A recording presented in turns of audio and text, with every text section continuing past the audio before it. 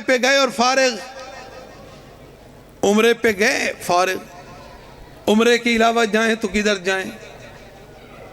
تو اپنے ایک جام پہ نازاں ہے ساقیا، تو اپنے ایک جام پہ نازاں ہے ساقیا، 14 پلانے والے ہیں پرواہ مجھ کو کیا، بتلائے دیتا ہوں تجھے میں خانوں کا پتہ، میں بتلائے دیتا ہوں تجھے میں خانوں کا پتہ، بتہاؤ کاظمین و خراسان و سامرا، خورشید مدعا میرے برج شرف میں ہے، ایک کربلا میں ایک میرا ساقی نجف میں ہے۔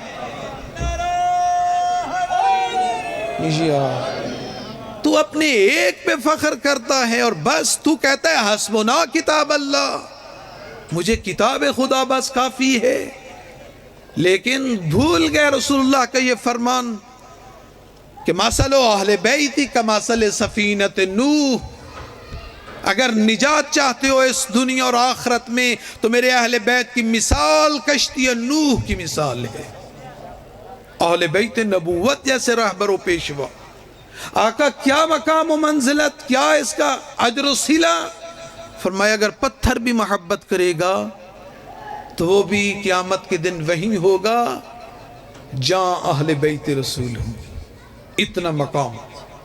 اسی لیے یہ حدیث میں ملتا ہے حبر الامہ جناب ابن عباس، امت کے قابل ترین لائق ترین مفسر قرآن شاگرد علی ہیں جناب ابن عباس، عبداللہ ابن عباس کہتا ہے میں حضور کے ساتھ تھا، ہم سفر کر رہے تھے اور حضرت جو ہے اپنی ناکہ پہ سوار تھے، میں پیچھے تھا، کوئی سفر طے کیا، اچانک سید الانبیاء رحمت اللہ للعالمین نے اپنے ناکہ کو روکا اور آقا سجدے میں گر گئے، پھر سر کو اٹھایا پھر سجدے میں، پھر سر کو اٹھایا پھر سجدے میں، پھر سر کو اٹھایا۔ میں نے دیکھا کہ متواتر سید الانبیاء نے 5 سجدے کیے، 5 سجدے۔ میں رسول اللہ کی خدمت میں عرض کرنے لگا یا رسول اللہ سجود بلا رکوع، میں نے تو پوری زندگی میں کبھی بغیر رکوع کے سجدے کرتے دیکھا نہیں، آج یہ سجدے کر رہے ہیں۔ حضرت نے فرمایا ہاں آتانی جبرائیل، ابن عباس میرے پاس جبریل امین لائے، جبریل امین آئے اور اللہ کے ایک پیغام لے کر آئے اور فرمانے لگے کہ یا محمد ان اللہ یحب علیاً، اے اللہ کے نبی رحمت اللہ للعالمین میں یہ پیغام لے کر آیا ہوں، رب العالمین خالق کائنات علی سے بڑی محبت کرتا ہے۔ اب سنو گے محبت، آقا فرماتے ہیں میں نے یہ سنا، سننے کے بعد فقط سجدت، تو میں نے اپنی جبین کو خاک پہ رکھ دیا، شکراً للہ کہ میرا رب علی سے کتنی محبت کرتا ہے۔ یہاں پہ ایک جملہ عرض کروں گا نوجوانوں کے لیے، علی کی محبت سجدے گھٹاتی نہیں، سجدے بڑھاتی ہے۔ علی کی محبت کا نام استعمال کر کے سجدے کم نہیں ہو سکتے، سجدوں کو اور بڑھانا چاہیے، بلکہ اگر ہر لمحے اور ہر لحظہ اور ہر روز اور ہر دن علی کی محبت بڑھتی ہے، جا کر سجدہ شکر ادا کرو، رب العالمین تیرا شکر کہ تو نے میرے قلب کو علی کی ولایت سے منور کیا۔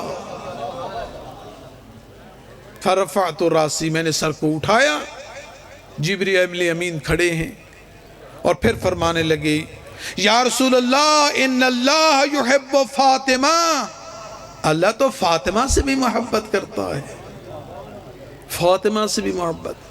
اے فاطمہ، اے علی، اے اہل بیت نبوت کے چاہنے والو، فاطمہ وہ حبیب رحمت للعالمین ہے۔ آقا اپنی بیٹی سے خطاب کر کے فرماتے ہیں یا فاطمہ من صلی علیک، اے میری بیٹی جو کوئی مومن ایک مرتبہ آپ پر صلوات بھیجتا ہے، رب العالمین اس پر 10 مرتبہ صلوات نچھاور کرتا ہے۔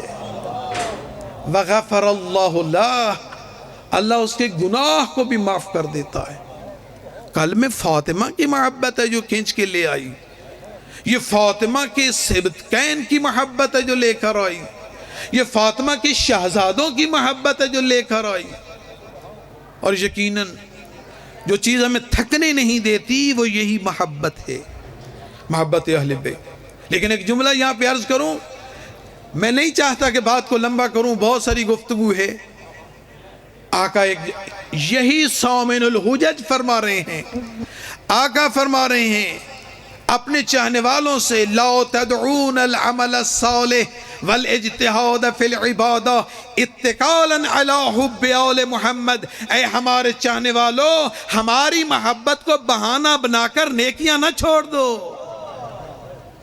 بعض نے یہ کہنا شروع کر دیا محبت کافی ہے، شراب، شطرنج، جوا، یہ کہنے لگے اور باہر نکل کہتے ہیں جانے یا علی۔ نہیں، علی شرابیوں کا امام نہیں، علی شریفوں کا امام ہے۔ علی بدماشوں کا امام نہیں، علی پرہیزگاروں کا امام ہے۔ علی کے لیے ضرورت ہے ایسے علی کو مقتدی اور علی کو معموم، علی کو محب، علی کو ایسا عاشق چاہیے جیسا میثم تمار ہے کہ کمال عشق اور محبت ہے جناب میثم کا، کہ علی رات کی نصف تاریکی اور نصف شب گزرنے کے بعد میثم تمار کے دروازے پہ جاتے ہیں اور میثم دروازہ کھولتا ہے، کون اس رات کی تاریکی اور نصف شب میں میرے دروازے پہ آیا؟ کھولا تو دیکھا حیدر کرار دروازے پہ موجود ہے، اور پھر پوچھنے لگا یا ولی اللہ یا وسیع رسول اللہ، اے اللہ کے رسول کے وسیع، اے ولی پروردگار، اس رات کے اس عالم میں کیسے آنے ہوا؟ آقا فرماتے ہیں اے میثم تمار، اس رات کی تاریکی و نصف شب میں اگر میں تیرے دروازے پہ آیا ہوں تو تیری محبت مجھے کھینچ کے لائی ہے۔ یہ محبت کا رشتہ دو طرفہ ہے، تم محبت کرو گے میثم تمار جیسی تو ادھر سے بھی جواب آئے گا کہ حیدر کرار ان کے دروازے پہ جاتے ہیں۔ لیکن میثم تمار کی وہ محبت ناروں سی نہیں ہے، میثم تمار کی محبت فقط دعوے سے نہیں ہے، میثم تمار کی محبت کھوکھلے نعرے لگانے سے نہیں۔ یہاں دست و پا کٹیں گے، یہاں جان پر بنے گی، یہ محبت علی ہے، کوئی دل لگی نہیں ہے۔ یہاں تو تکلیفیں یہ تکلیفیں۔ صبح سحری کو اٹھو، صبح سحری کے وقت اٹھو، تیرا اٹھنا علی کے لیے کتنی مسرت و شادمانی کا موجب ہے۔ لہذا عزیز دوستوں اور مہربانوں، نوجوانوں، وقت کے امام، وقت کے حیدر کرار، یوسف زہرا فرزند بطول، جن کے پاس ہمارے ڈیلی کی رپورٹ جا رہی ہے، ڈیلی کی، یہ امام کی چھاونیاں، یہ امام کے مورچے، ڈیلی کی رپورٹ جا رہی ہے، فلاں فلاں نے کیا کیا، فلاں فلاں نے کیا کیا، دن کہاں گزارے، راتیں کہاں ہیں، ان کی گھڑیاں کہاں گزر رہی ہیں، ان کے اوقات کہاں صرف ہو رہے ہیں، جا رہے ہیں ان کے پاس۔ اسی لیے صبح کو اٹھا کرو، رات سو لیا، صبح اٹھو اور اسی لیے دعا کرو اس وقت، یہ وہ قبولیت دعا کا وقت ہے۔ آقا فرماتے ہیں کہ علیکم بالدعا من السحر الی طلوع الشمس، سحری سے لے کر سورج کے طلوع ہونے تک کا یہ گھنٹہ ڈیڑھ کا زمانہ جو ہے، یہ اتنا عظیم اور متبرک اور اتنی محترم اور اتنی یہ قبولیت دعا کی گھڑیاں ہیں۔ اس میں ان گھڑیوں میں رب العالمین تفتح فیہ ابواب السماء، رب العالمین آسمان کے دروازوں کو کھول دیتا ہے، مگر ہم سوئے ہوئے ہیں، ہمیں پرواہ ہی نہیں ہے، گہری نیند میں مدہوش ہیں، گہری نیند میں مدہوش ہیں، پتہ ہی نہیں ہے کہ اس وقت کیا ہوتا ہے۔ سوئے گردوں نالے شبگیر کا بھیجے سفیر، سوئے گردوں نالے شبگیر کا بھیجے سفیر، رات کے تاروں میں اپنے رازداں پیدا کرے، ستارے گواہی دیں کہ یہ تو راتوں کو اٹھ اٹھ کے آتا تھا، میں اس کا گواہ ہوں۔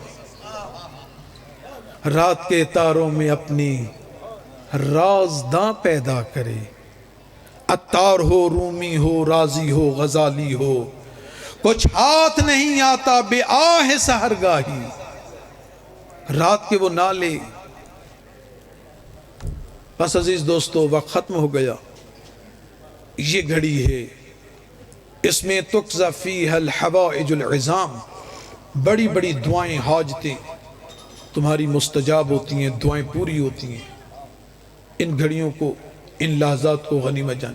اور پھر آخری عرض یہ ہے کہ یہاں سے جائیں اور جانے کے بعد بھی اگر انقلاب نہیں تو پھر کیا فائدہ ان گھڑیاں گزارنے کا؟ پھر کیا فائدہ؟ 2 دن متواتر علماء کرام تشریف لائے، جامع نظامات و اخراجات کو برداشت کیا، علماء گوناگوں مصروفیات کو چھوڑ کر ایک خدمت دینی کے لیے گھر سے نکلے اور یہاں پہ تشریف لائے، اور ادھر سے مجمع جانے کے بعد ویسے کا ویسا رہے. کیا فائدہ ہوا اس کا آنے کا؟ لہذا کوشش کریں اپنے اندر انقلاب پیدا ہو، تبدیلی ہو، اور اپنے آپ کو عمل کی طرف دعوت دینا چاہیے. آقا نے یہی فرمایا کہ خبردار ہماری محبت کے بہانے نیکیاں نہ چھوڑ دینا.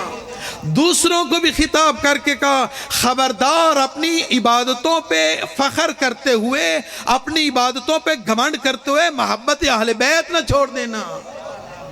محبت اہل بیت کے بغیر نہ ان کا گزارا ہے نہ ان کا گزارا.